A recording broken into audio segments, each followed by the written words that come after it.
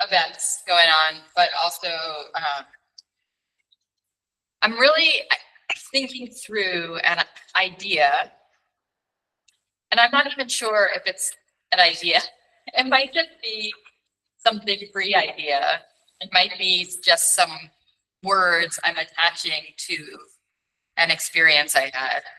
And I'm curious to see if and how it resonates with other people. Both, you know, as sort of an offering to other people, and also to continue to help me think through like what's there. So, and also I just love to say the Valley of the Dome. I mean, that's the other thing, right? Like sometimes you have a title and you just okay, so here we go. Yeah, so let me know. Yeah. No. Okay. I love the title too. Thank you. Yeah. Wait till you see the illustration. Okay, so about a year and a half ago, I began a practice with 6 other prose writers, including our very own Poupeh, of writing weekly 200s, drawing inspiration from Lauren Roland and Kathleen Stewart's The Hundreds, as well as Kim Tallbear's Critical Poly 100s. We each took a day of the week on which we would email 200 words to the group. Some of us held rigidly to the 200-word limit, while others tended toward 200-ish.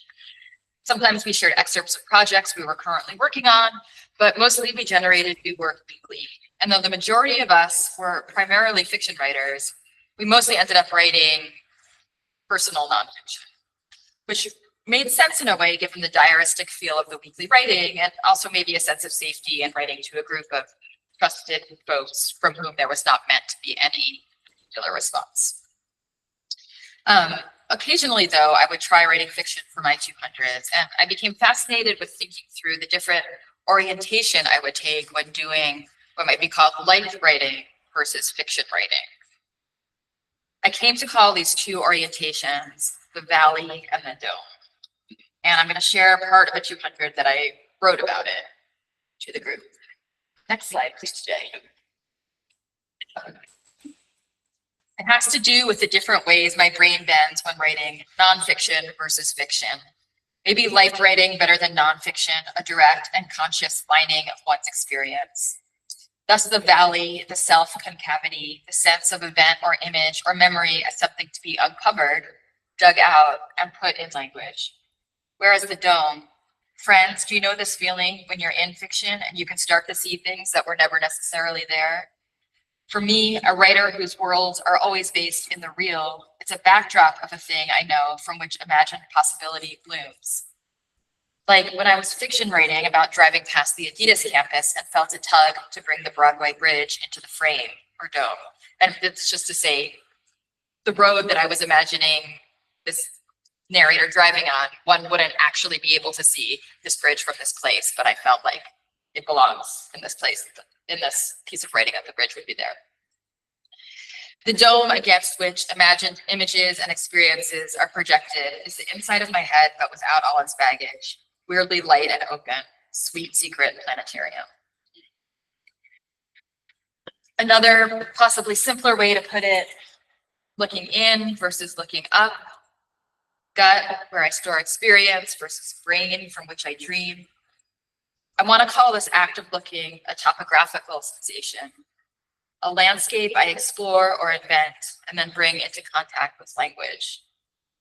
It's important that this language meeting happens in the valley or in the dome, because in these spaces, the light is cast just right. It forms what's in there.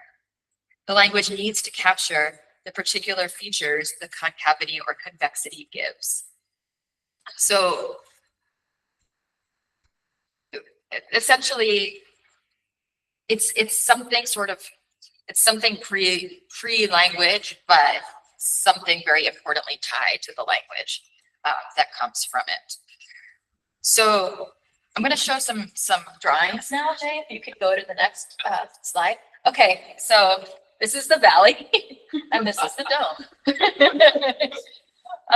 And while this may speak to my rudimentary digital illustration skills, I mean, that really is what it is. It's like, I feel I feel the valley in its concavity as something to sort of go down into and unearth or uncover, and I feel the dome as a projected space.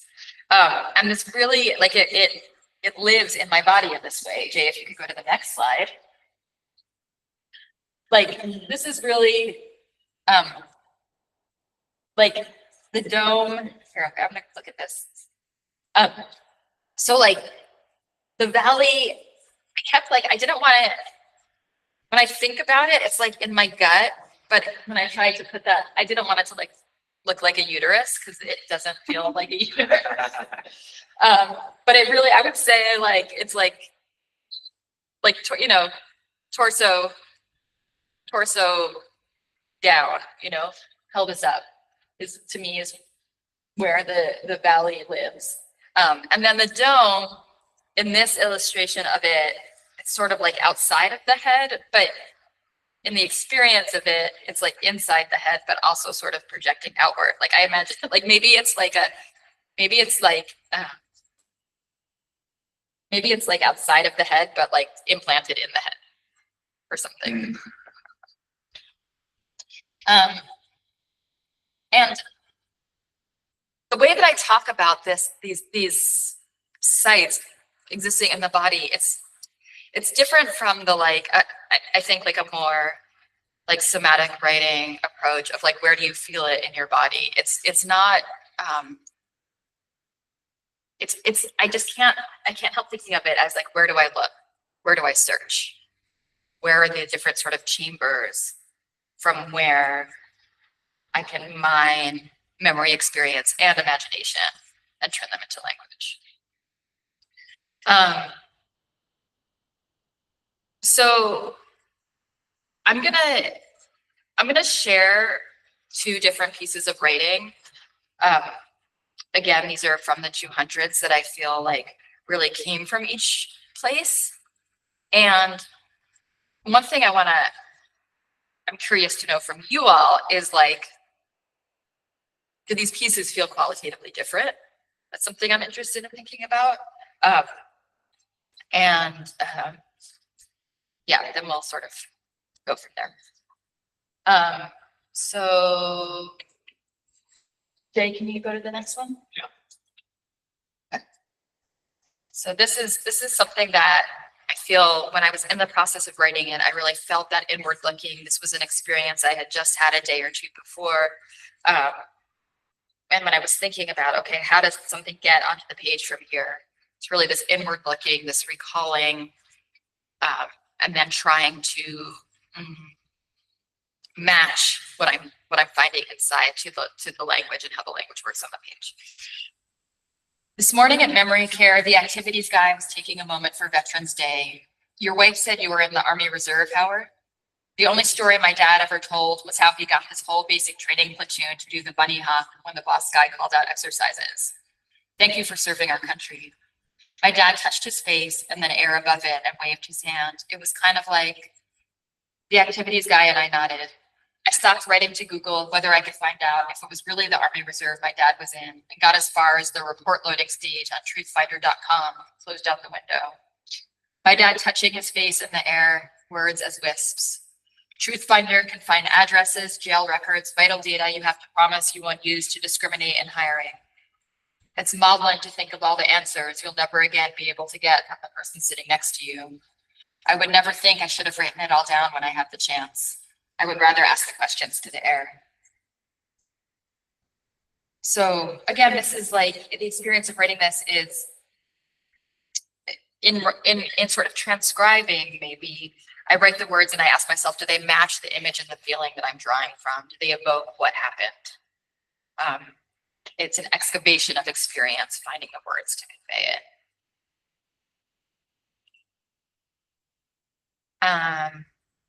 And then I'll move on to the next one.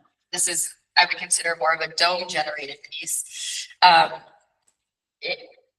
then, yeah, I'm just saying a lot of stuff that might feel very obscure, but we're going to get lots of gems to dig in. And I'll say too, before I read this piece, like, I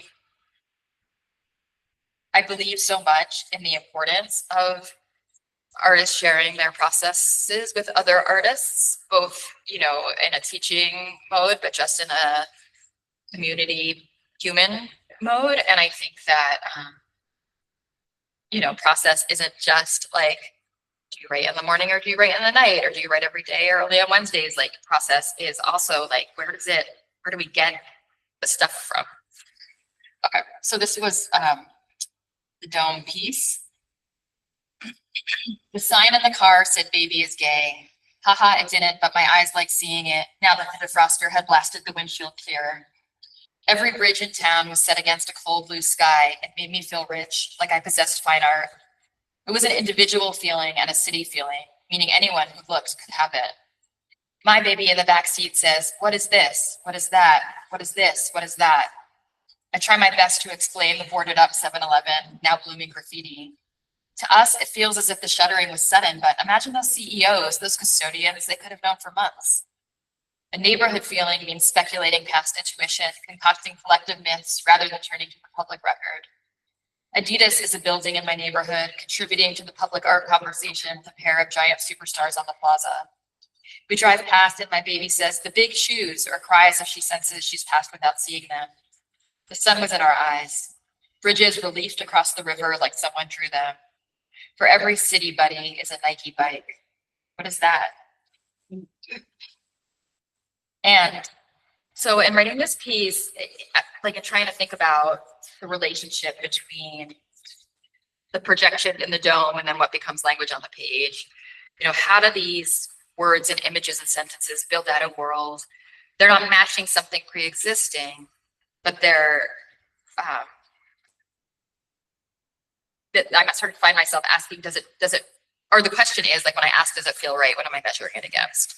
Right? Like when we're creating purely imaginative, I mean, there's no purely imaginative, everything is also always coming from our experiences. How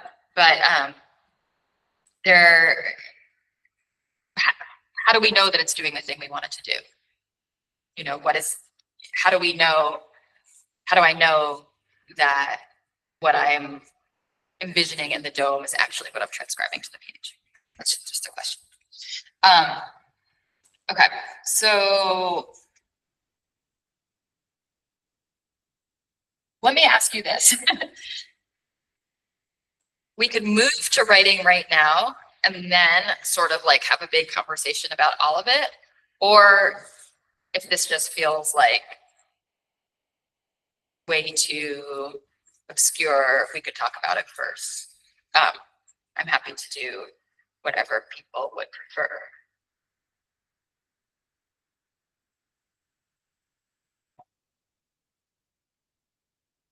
I guess I would propose writing first.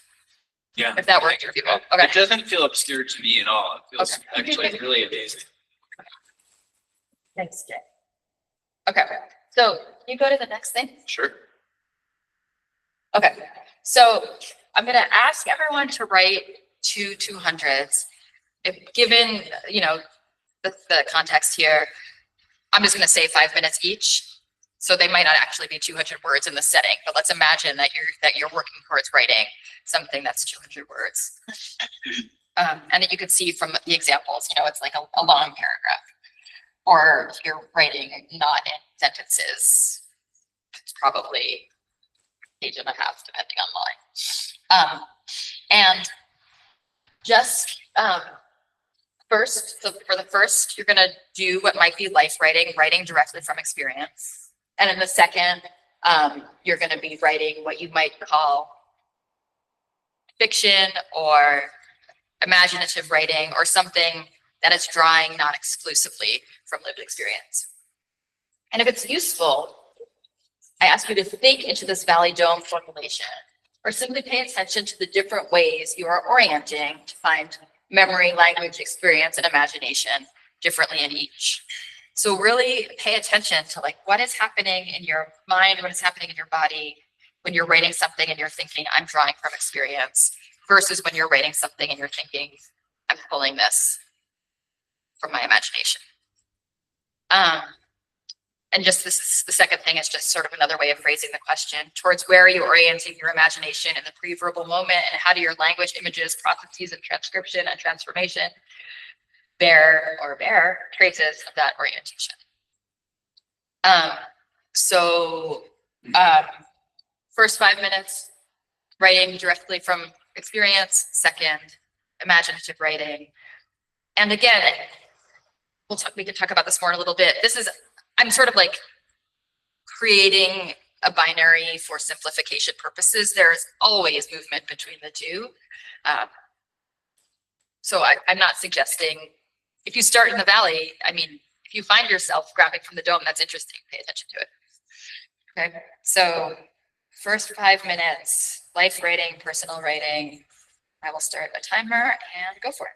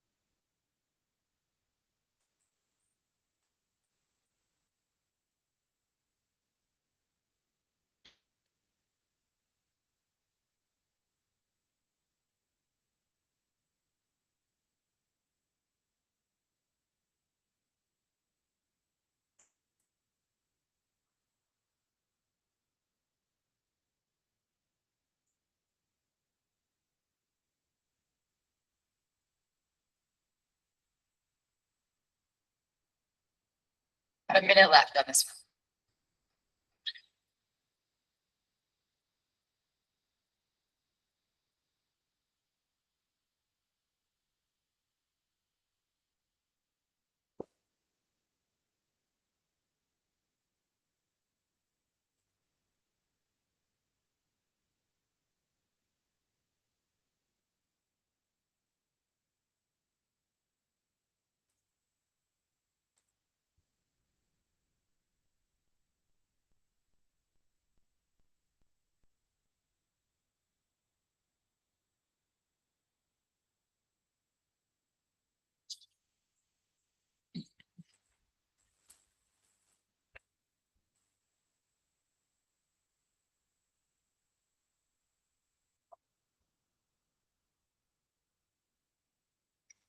Okay, so finish up the sentence line, word you're working on.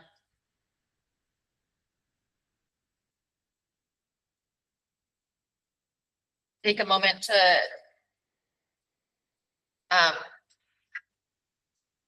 sort of clear the page, as it were. And actually, I encourage you to write this next one on, like, you're writing on a screen,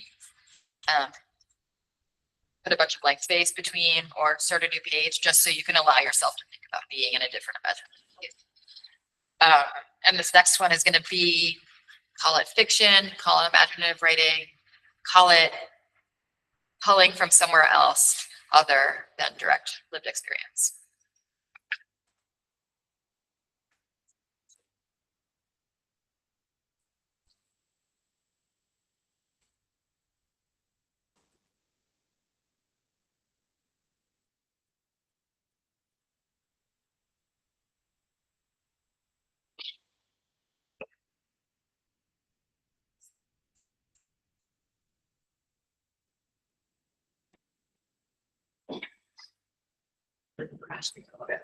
There's nothing in the chat.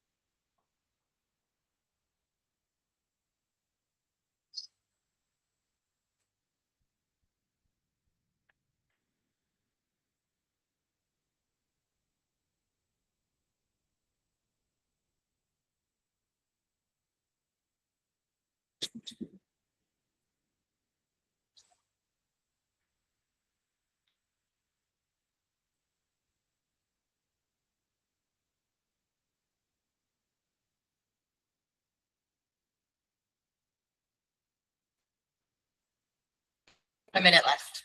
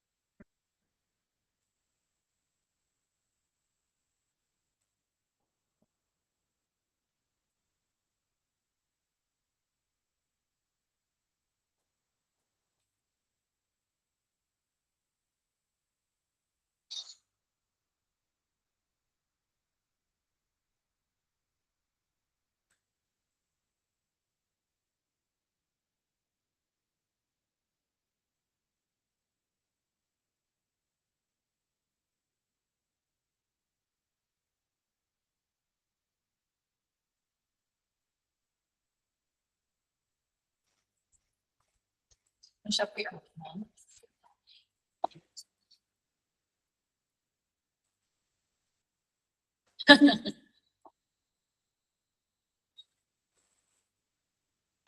excuse me. And now I would just love to ask you all what your different experiences were of really orienting towards the valley and then towards the dome, or what other metaphors or structures, etc., might have come through for you.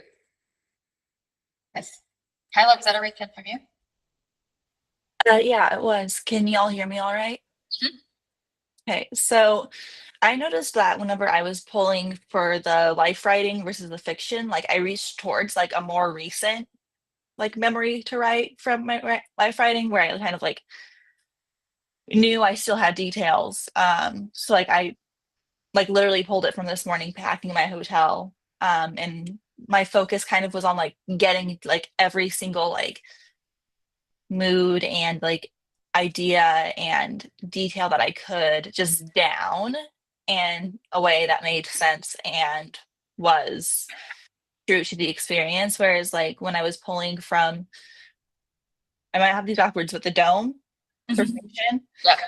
um, I kind of just like wrote down a sentence and ran with it and allowed myself to kind of just Mm.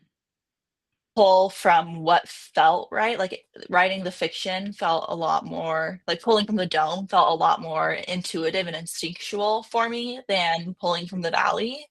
Mhm. Um, so I ended up going from like writing about like packing up my hotel room this morning and then to a forest decaying and it's starting to smell like dead raccoon and like the vast gap or like the vast like jump from hotel to decaying forest was like particularly interesting to me because you would think that you would go from writing one thing to writing something like maybe like with a traceable like line of thought from A to B, but like I more naturally went from like A to like W.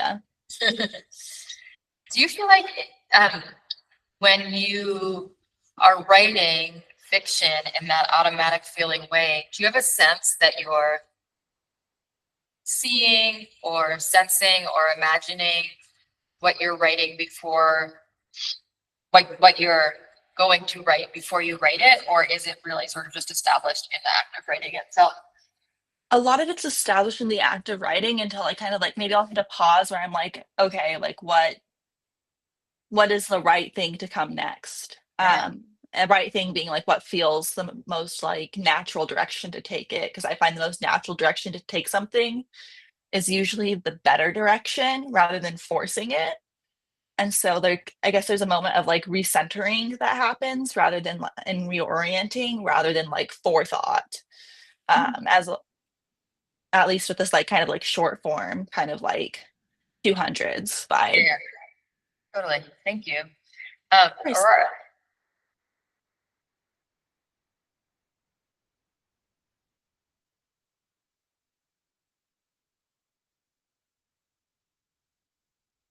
You're muted, Aurora. Thanks, Sarah, for bringing this idea that is not all the way articulated. I love it. I found this exercise really useful because I tend to spend a lot of time in the dome and having this grounding element really helps. So I wrote about a place that I have wanted to write about that has a lot of different complicated memories and baggage to me. And in the first section, I wrote about the place physically.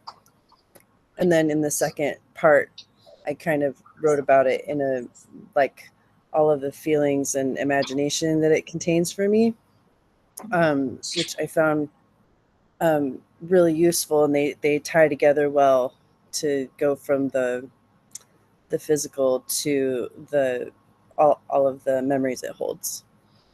So for you, memories live in the dome.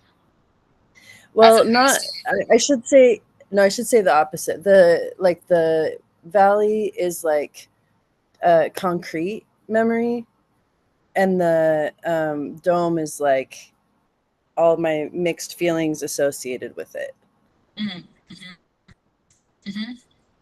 Oh, thank you. Yes, thank you. Yeah. Kate says in the chat, to get down into the valley, I had to overcome resistance and make a conscious decision to jump. The dome felt like a gently emerging bubble. Yeah, I mean, I'm really curious, actually, like, how, I would imagine that depending with what mode of writing we're most used to doing or most comfortable with, I don't know, maybe for some it's the opposite. I'm wondering if that's the case for anyone, if the second felt like you had to struggle to project yourself up there. Are you, Cynthia? Is that your experience? Yeah, I feel like I spent a lot of time in the valley. And that I feel less tethered in the dome.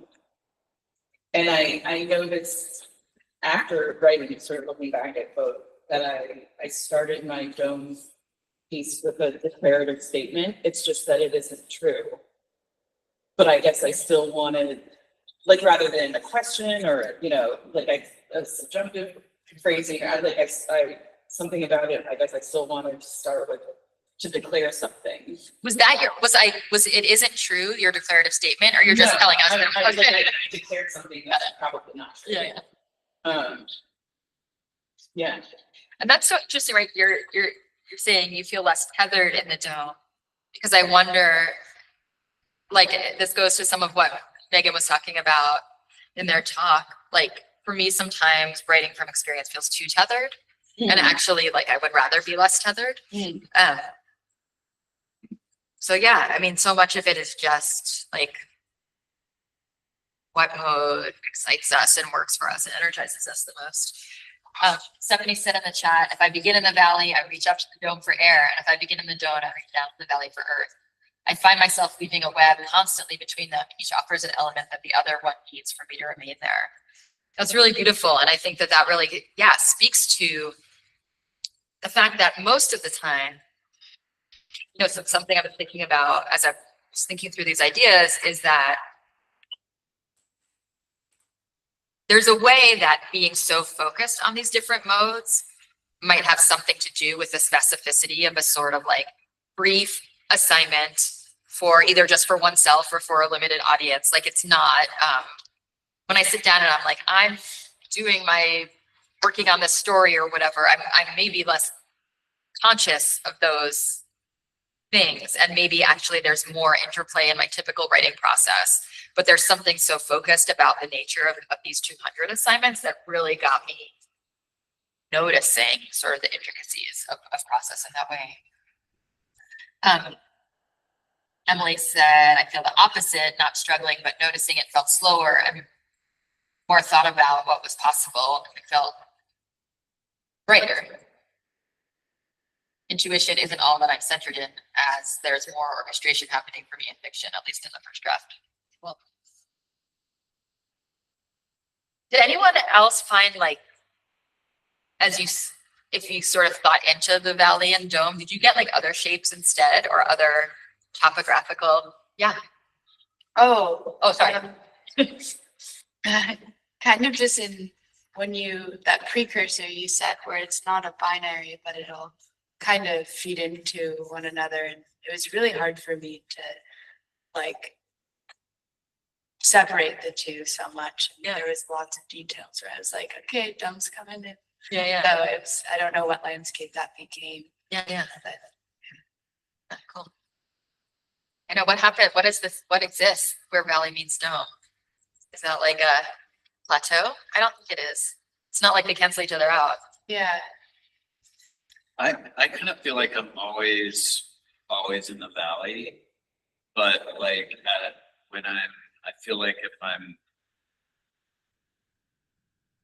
transmitting or doing some deep listening, it's like I'm walking towards the dome, or I'm like looking up at it, I'm reaching for it. Yeah. You know, you can't, like, I'm walking through the sky towards the dome somehow in the valley. Yeah.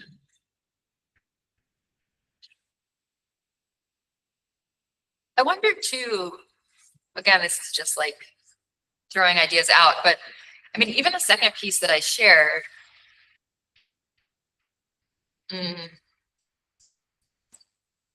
it's something that sort of became fiction because it wasn't accurate, but it still sort of felt as if I was in the mode of writing the personal, right? Like, it was embedded in an experience you've had in Portland. right. Yeah. So even if I'm putting something where it doesn't normally go. The dome for me, in that I felt the two differences in a really cool way, because in the second piece, there's this sort of like, you're grappling with like consumer culture, capitalism, like the surface of Portland, like all of that is kind of like in the just the language, as well as both pieces have beautiful like interior thinking and insight. But the second piece in particular, I just felt it like a sort of larger context around it, or like milieu, maybe is a way to think about it. I feel like that one had an easier sense of fiction, or the dome, to me, because it was like in a car, so there was that unanswered, like, where are they going? It's kind of a fantasy. But I just wanted to kind of reflect on like how some people might live really starkly in one or the other, but then I think trauma is a really interesting thing, because trauma is a tool that like obscures the experience, and you can sometimes with that like malleable memory fictionalize or forget or recreate what happened. So there is that kind of natural physiological experience of misremembering to survive. And I think that comes from the valley and the dome of it, that communication. Yeah, that's really interesting. And I think also like, just reading down that idea, that I certainly don't mean to imply that in the valley, one is ever like an accurate reporter, even of one's own experience, right? Like it's less about whether what ends up on the page is like true or not, than like, where are you drawing from to get your material, you know? Yeah. Abigail says, I'm thinking about it as a biome in which the gravity is oscillated line by line, depending on the needs of the content. Abigail, are you in a position to say a little bit more about that? I'm curious what you sort of mean by biome in this context. Well, I was thinking of like the dome and the valley as existing in this like the dome is like a firmament above the valley or something. And so then, because I think some other people were talking about like, or well, I think you said as well, like maybe they're not too for me, they're not necessarily two discrete things, but like two modes of being that you can kind of pass in between. And so it's kind of as like a spatial metaphor, thinking of like some sort of like scale, like a textbook scale model of like different type topographies or something. And like maybe depending on what the content is, maybe like the gravity can be oscillated, and maybe you can jump more freely towards the dome and then kind of sail back down, or you can just like float on top at the dome or be like really grounded in the earth. So yeah. It's interesting. That reminds me, excuse me, I don't know if Alejandro is on this call, but I was telling him about my talk idea when we were planning our workshop, and he asked me, is it a dome like the heavens or like the Astrodome? And I said like a planetarium, which he took to mean the former, like more like the heavens. But I actually think for me, like a planetarium is more like the Astrodome, or maybe it's a combination of both. Like there is a porousness to it, which I think is cool, you know, which maybe like goes back to that image of it being sort of like tethered to your head, but also outside of it.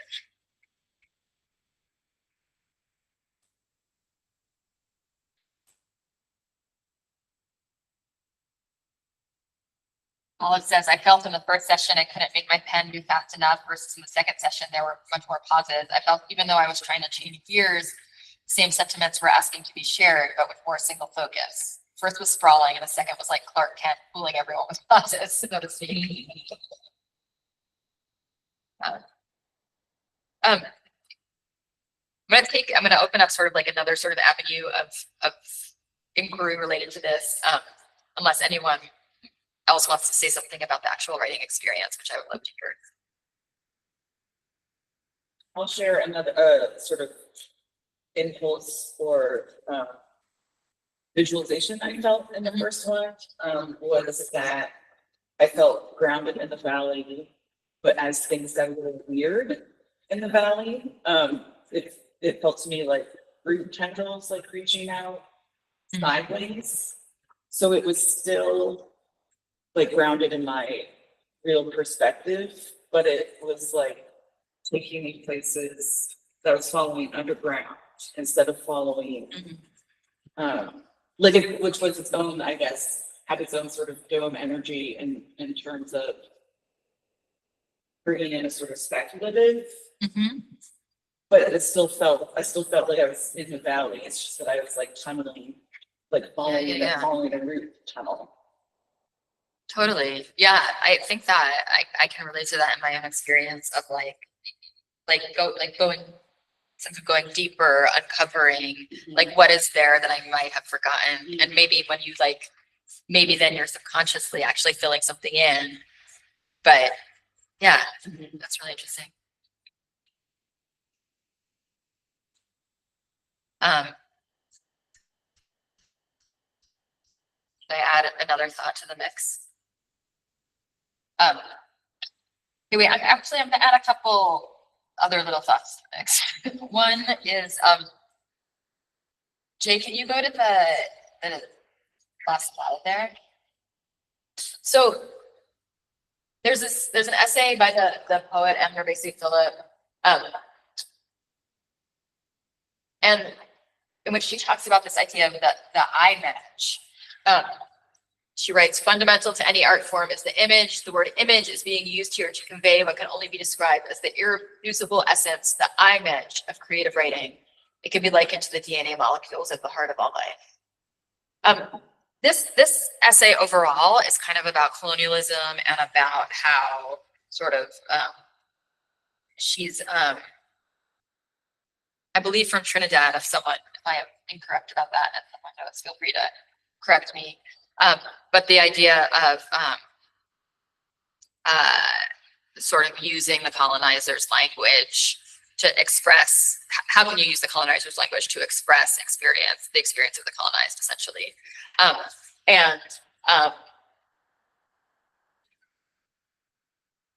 And the image is like the images that you have available to you based on your experience that are that only you could have. It's the ways in which your imaginative possibilities are completely tethered to like your experience of being a person in a body in the world and in a particular location at a particular time. So I do think it's interesting to think about this idea in relation to the valley and the dome, in that like whether you're finding your images in the valley or in the dome, they're still images. They're still images that come to you based on your experience as a person in the world, right? Even if they're the most fantastical thing you can imagine, that imaginative possibility is only available to you because of how your imagination has been formed by your experiences. So that's been something that's interesting for me to think about as well. Thank you, Kate, for Tobago, not Trinidad. I don't think mage like magician necessarily, but feel free to add that to it. So that's one thing I wanted to add to the mix. And also, like, so I have a collection of stories coming out in the fall, and thank you.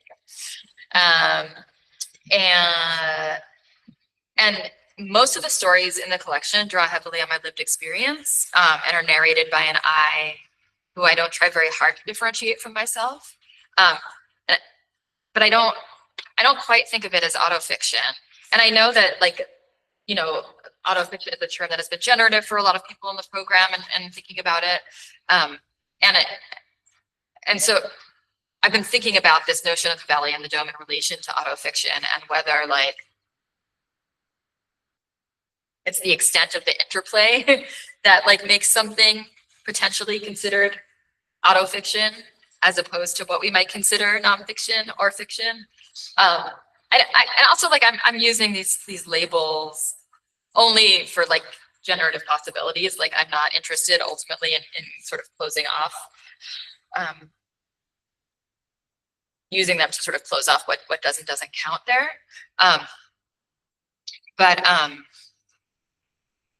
Like I imagine, if for what I think of as autofiction,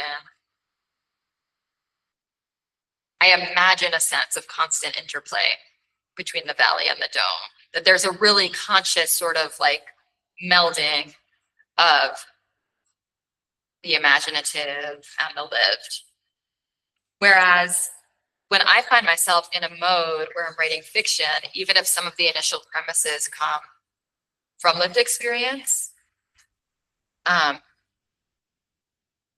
actually at many points moving into a space. I mean, it's kind of along the lines of what Kyla was saying. Like, I do think there's like a different fictive space that is like beyond the dome. No, this is, oh my God, now this is like talk part 2, beyond the dome. Going a little bit too far. But like, I think that like, I think that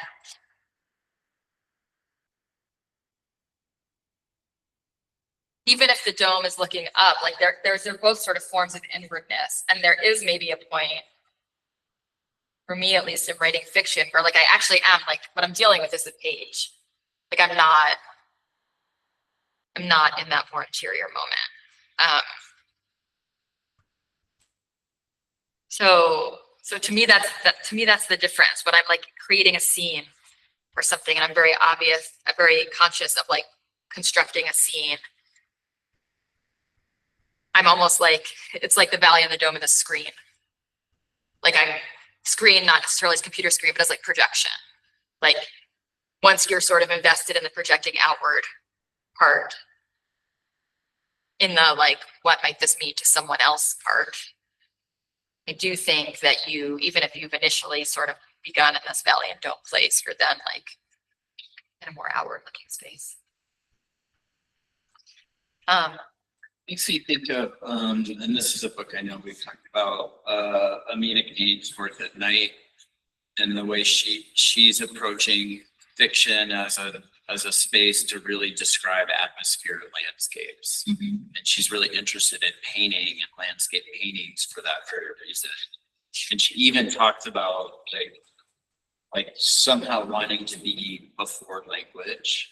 Like even though she's using language, feels like she's in the dome space.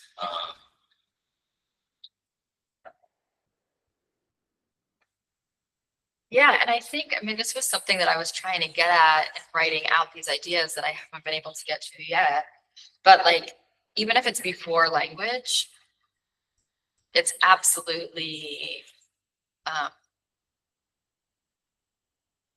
its usefulness is absolutely tied to how it is then expressed in language. Like, Yeah. like you can't you can't translate what's in the dome by using any whatever words to describe the thing.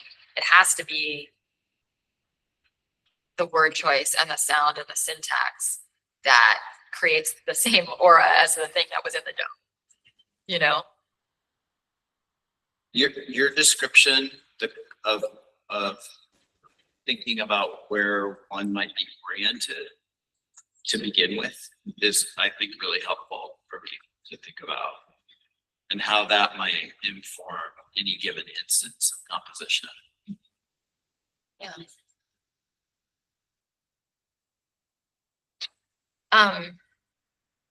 Anyone else have any thoughts either about any of this? These sort of incomplete thoughts I've put out, or just like how you think about the nature of imagination. I mean, I think that that's ultimately like kind of what it comes back to, is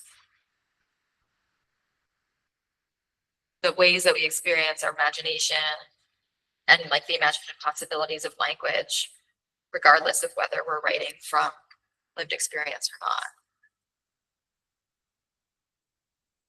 Oh, Poupeh, thank you for sharing this link to this book that I have spent a little time with, but wish to spend more time with. You all should follow this link. It's a cool text. Which one is that? By Martine Solaris, How to Draw a Novel. Oh. Yes.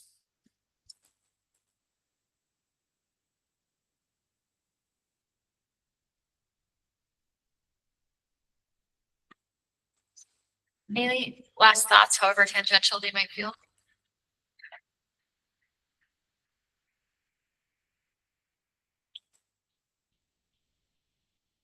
Okay. Well, thank you for this thinking through. And I don't know if there's like, here's my last question is like, is there any little threads of anything that came up that you feel like you would be interested in thinking about more? Like, I want to do some writing about this idea, but I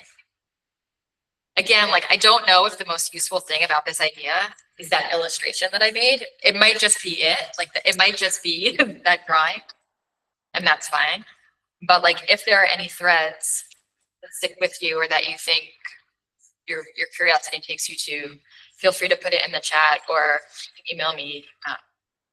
Because I do want to keep thinking about how this might be useful.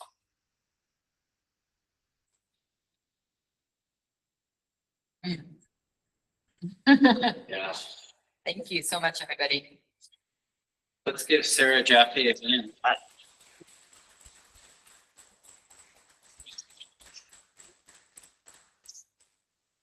Thank you, everyone. Thanks for being here, Laura. I mean, I thought, I immediately imagined this as a book, Sara. Like this, sorry to dome it out that far, but like this is a huge idea.